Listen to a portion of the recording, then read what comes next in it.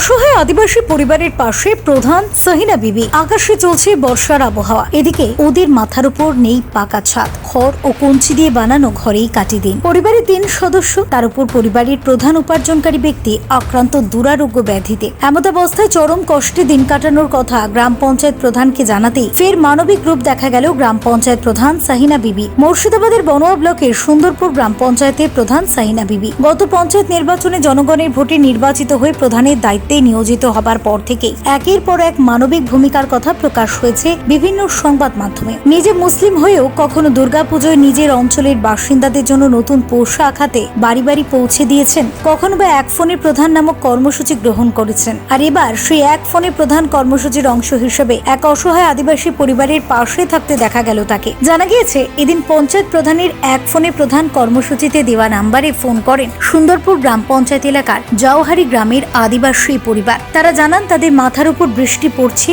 খাদ্যের জন্য খাদ্য সামগ্রীও নেই। বর্তমানে তারা চরম কষ্টে দিন যাপন করছেন, এক কথায় অনাহারে দিন যাপন চলছে তাদের। একথা শুনেই সুন্দরপুর পঞ্চায়েত প্রধান সাহিনা বিবি বর্ষার বৃষ্টিকে রীতিমতো উপেক্ষা করে অসহায় পরিবারের ফোনের কয়েক ঘন্টার মধ্যেই ওই পরিবারের পাশে গিয়ে দাঁড়ান। সাহিনা বিবি তাদের হাতে তুলে দেন 1 মাসের খাদ্য সামগ্রী। আপাতত বৃষ্টি থেকে বাঁচতে দেওয়া হয় ত্রিপল এবং দ্রুত পাকা বাড়ির আশ্বাসও দেন গ্রাম পঞ্চায়েত প্রধান। তার সঙ্গে ওই পরিবারটি যাতে কোনো রকম সমস্যায় না পড়ে সে কারণে ওই এলাকার বাসিন্দাদের কাছে পরিবারটির পাশে দাঁড়ানোর সব ধরনের আশ্বাস দিয়ে যান তিনি।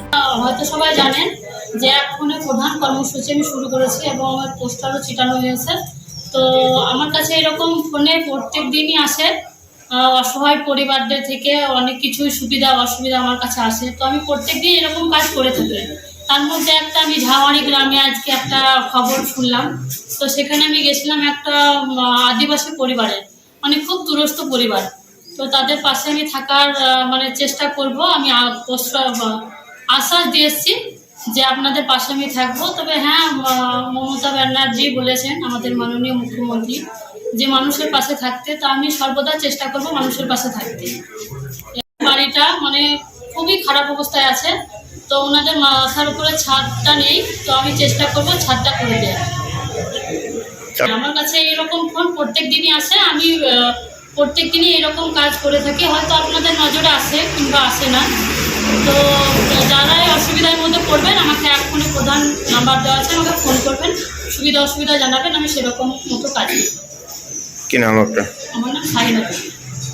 আর প্রধানের এহেন ভূমিকায় একদিকে যেমন খুশি ওই আদিবাসী পরিবার, ঠিক তেমনি এলাকার প্রধানকে এমন মানবিক রূপে পেয়ে শুভবুদ্ধির সম্পন্ন মানুষেরাও জানাচ্ছেন সাধুবাদ।